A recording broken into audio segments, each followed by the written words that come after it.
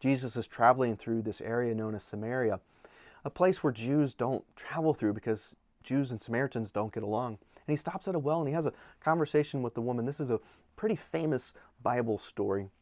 He asks the woman for water, and she goes, "How can you ask me for water? You know, we don't get along."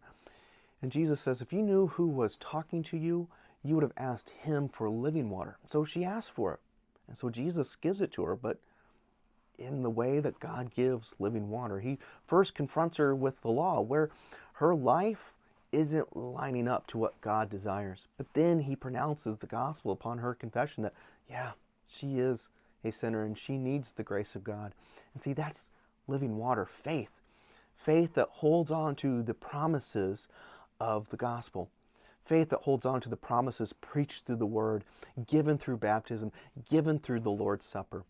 We see the living water throughout Scripture. We see the living water flowing from the throne at the end of Revelation. And on each side of it, the trees of life with the leaves for the healing of the nation.